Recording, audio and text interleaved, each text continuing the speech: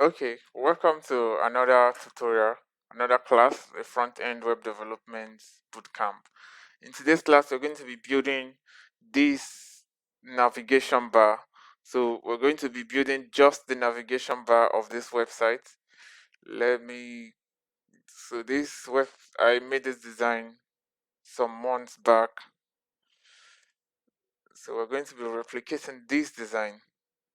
So we have the logo, which is this name right here. We have what we do, how we do it, resources, login, and get started. So let's try and replicate this. So the first thing I want to do is I want to close this and go to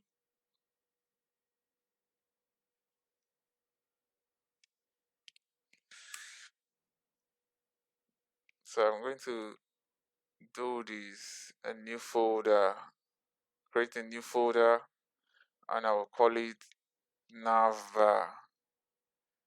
So it can be anything, but I'm calling this Navbar.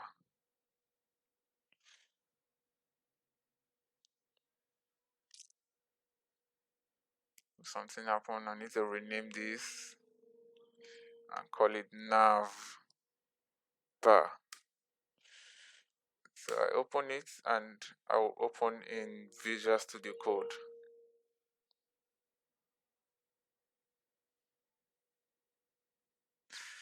Okay, so right now we're working on a typical project. I will be going back and forth to the design. So I'll be coming to this page and back to this page and also go back to the browser to see the results.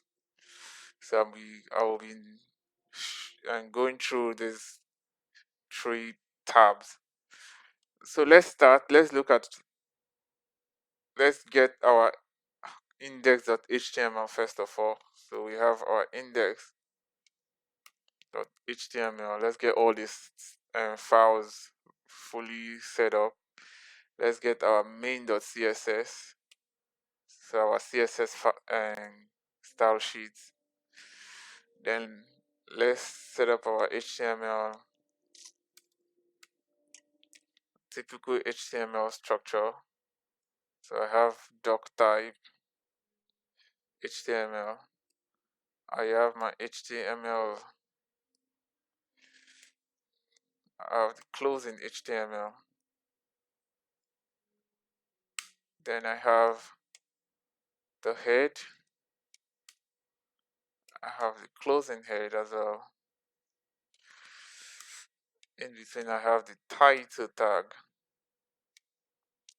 and I'm going to call it navbar, whatever. I'm going to call it anything, but you can call it anything. I'm calling it navbar. So come over to the body.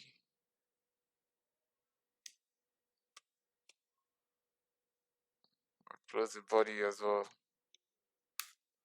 Then back to our design.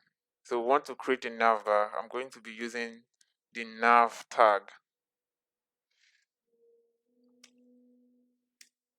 Let me also close the nav. So in between, the first thing I want to have is this logo. So usually this logo is supposed to be an image, but at this point it's not an image. So I'm going to use H1 for that because it's bold. So I call it logo.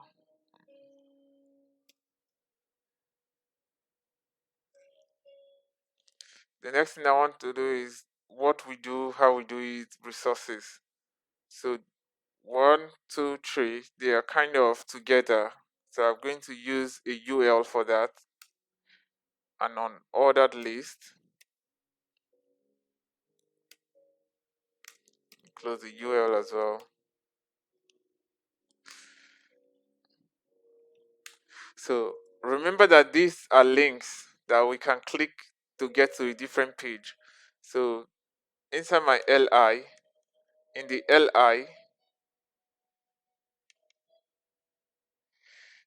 LIs, I'm going to be having the A tags. So at this point, I don't want to link to anywhere, so I'll put hash there. And then what do we have here? What we do. What we do. So I'm going to copy this and paste it a few times. So the second one is how we do it. And then the last one is resources.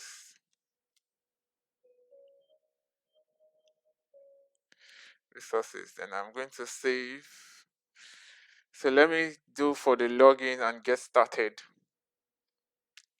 So if you look where the two of them are in different locations, they are not together. So I'm going to be using buttons for this. I can do them without using. Okay, they are actually linked, so there's no point using buttons. What I'm going to do is I'm going to do another UL here, li, because they are links.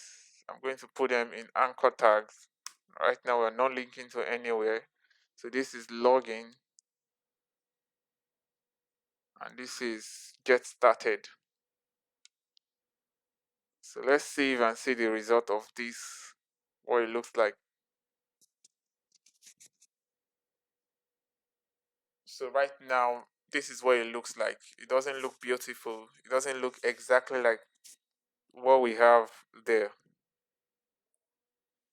So what we need to do is to make it look exactly like that. So we already have our CSS file. But one thing we need to do is we need to connect our CSS file to this our HTML file by using the link tag. So it's not style.css, rather it's main.css. So we can save and we go to our main.css. So the very first thing we want to do is our universal selector. We get our universal selector, and what we do is we remove all of the margins. So we're going to talk about that later on. Margin, none, 0. Padding as well, 0. So another thing we want to remove is this underline. We want to remove the underline as well. So that is text decoration. The underline is text decoration, and we're going to leave that as none. So there is no underline there. So let's say we didn't do for padding, and let's save and go back. So you're seeing some dots here. So we don't want that dot as well. So what we do is we do list style none as well. So list style none will take away that dot, and let's remove our padding again. Let's do our padding none as well, 0 as well. So this is what we have now. It's not looking exactly like this. Now, the first thing we want to do is let's get our background color. So what is having that background color is this nav. So we're going to take this nav bar, this nav container, come over to this point, and we do nav, and we say background color. So let's say green. Let's save. So we've got our background color as green. The next thing we want to do is the color is white. So let's make the color white, and we save. The color is white, but if you notice very well, our links are not in white color. They don't have white color. That's because by default, anchor tags are displayed with blue color by default. So let's quickly customize that by selecting the anchor tag and say color is white. So you can see we now have our white color now. So now you can see they are all block level elements. So they are taking the entire width. They are not on a line. So let's customize it and make them be on one line. So how we do that is, first of all,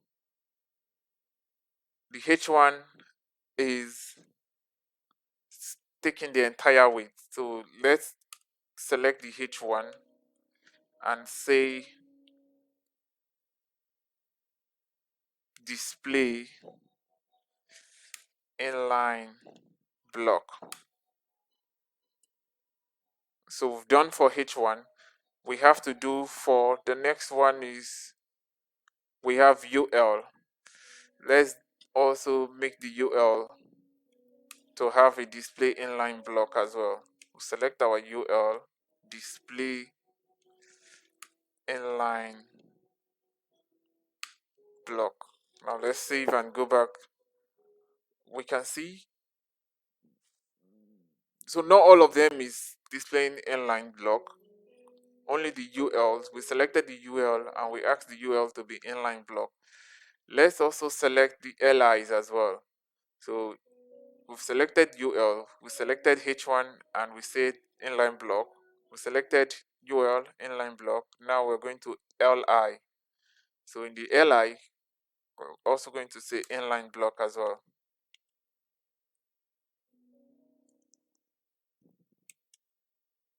Display inline block. So you can see they are all on the same line right now. What we want to do next is padding. So padding adds space around the elements. Padding adds space around the element. I believe I've sent a link to you that has to do with padding. So when you go through that list, a link rather, when you go through the link, you read about padding. You should understand the concept clearer. So what we do for padding is we come here and we see, so I'm using padding in my LI first of all to see what happens. And what I do most of the time is I use big numbers. So I'm going to be using pixels for this. We're going to understand these units in the future. So when I say 50 pixels, so this is my padding. But what I notice is giving padding in between them, and it's also giving padding at the top, bottom, left, right, everywhere is having padding. So what I want to do is padding left, and I save it. So that's for padding left. So let me do for the UL as well. For the UL, I'm not going to use padding, rather I'm going to be using margin left. And I will set this to 500 pixels and see what it does for me. So this is what it does for me.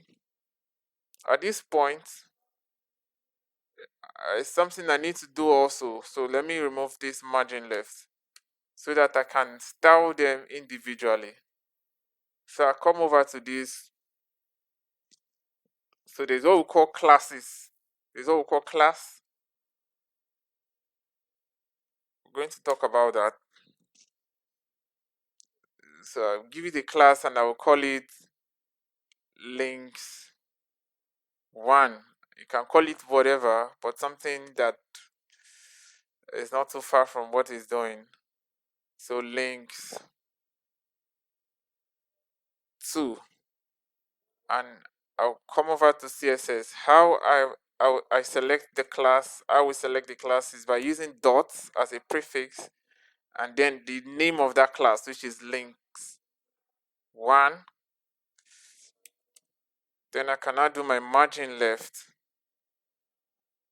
and let's see 100 pixels. Save.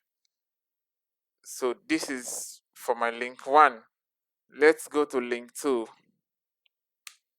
Dot links 2. And let's say margin left.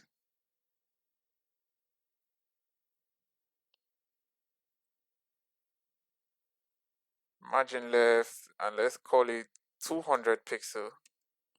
So when I save, I go back. So you can see I still need to increase that one. Let me make it 300.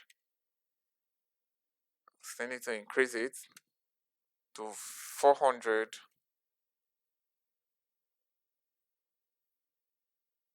Let me make it 500. So I keep increasing until I get the number I want. So I think it's okay like this.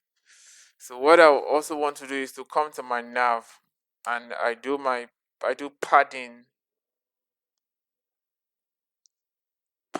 top.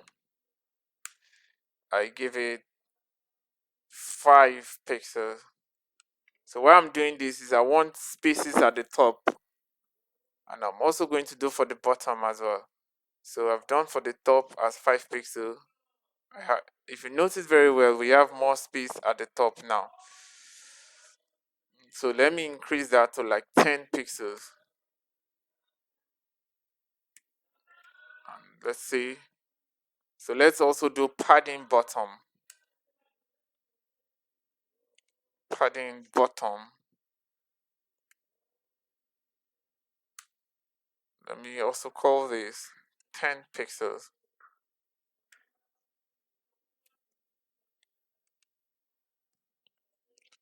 So we now have space at the top and space at the bottom. So this our logo is too close to the edge of our screen. Let's move it forward. To do that, we use padding. We use padding left to move it left a little bit. So I'm going to use like 3 pixels for that. And when I go back, okay, I still need to increase this number. Let me say 10.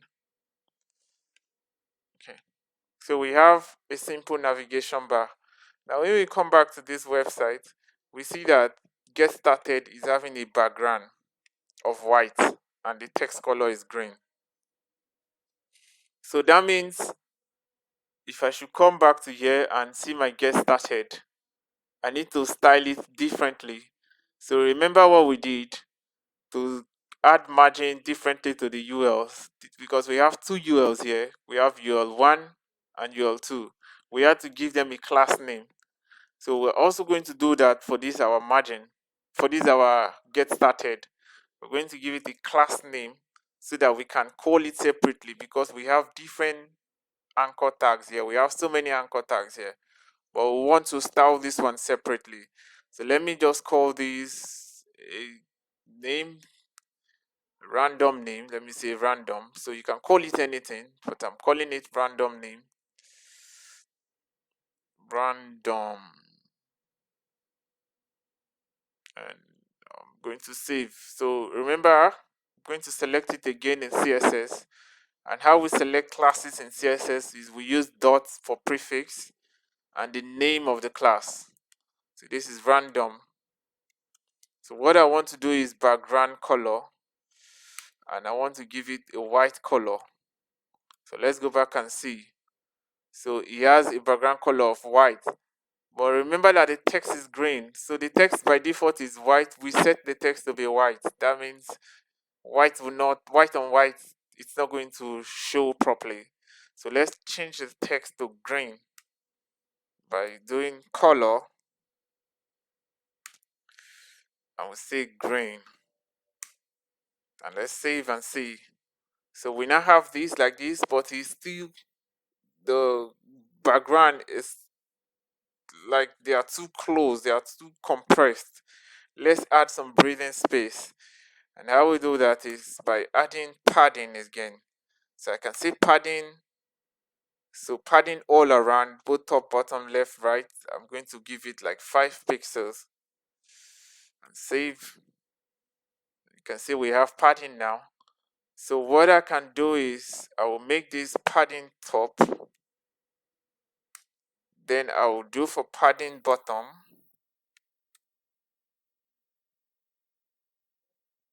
5 pixels as well. Let's also do for, now let's do for left and right, padding left.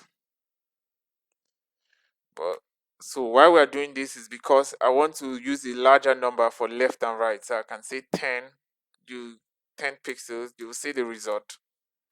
And for this padding right, you can say 10 pixels as well. So there are simpler ways to do this, but we are just going through the basics so that we can understand how these things work. There are more simpler ways. You can see we are having like 40 lines of CSS code already. Oh, sorry. Let me make it big so you can see. We're having like 40 lines of CSS code already. So we can use other features, other CSS properties and selectors and different things that will make this code shorter than this. So for a navbar, we've used 40 lines of code and I'm not sure we're done yet. So when we go back, we see that we have more spaces. So let's also increase that. So we're having, for left, let's make it 2020. So 20. So I'm making it 20 pixels. Let's also increase it to like 50, 50, 50. So I do 50 here. No? So I do 50 here. And I do 50 here. So, oh, that's 60, 50. So that's way too much. And because it's way too much, it's now breaking down. So remember, we did padding left to push it this way. So we need to reduce that padding left for our links too. So we did padding left 500. Let's make it 400 this time around and see. So you see we've fixed that now. So at this point we have our navbar, but the problem we are having with this navbar is we're going to find out what the problem is in the future. What the problem we'll be having with this navbar will be in the future. But right now we have something that looks beautiful. What we can also do is to change the font style. So I will just come straight to my nav selector here and I will say font family. So I'm going to use let's say Poppins. Let's say Helvetica. Helvetica. So if you don't have Helvetica in your computer, you can use any font at all. But I'm going to be using Helvetica and you can see it has already changed the font. So one thing I also want to do is this get started. I think the space from left and right is too much and the space top and bottom is little. So let me increase that a little bit. So for 50, 50, I'm going to reduce that to around 40 by 40. Then I'm going to increase this 10 by 10. Save it. Okay, so we finally have something, but what you're noticing is underneath our button, our get started button, we have just small amount of space there. So what I want to do is I will do margin left. So you might be asking questions, why am I not using margin right? I mean padding left. Sorry, I'm supposed to use margin bottom because it's the bottom I'm looking at. So the question could be, why are you not using padding bottom for this? When we have a live session, I'm going to explain that to you. So right now, I'm just doing it like this. So that didn't work. Why?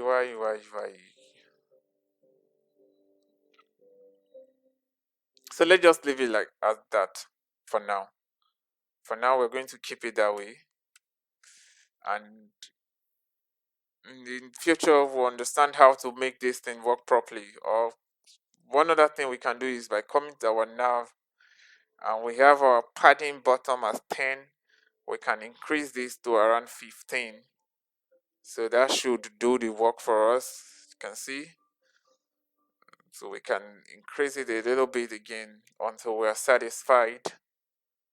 So you can see now we now have our nav bar fully ready. So I know we've done a lot already, but I'm going to explain these in the live session. Thank you. See you in the live session and happy coding.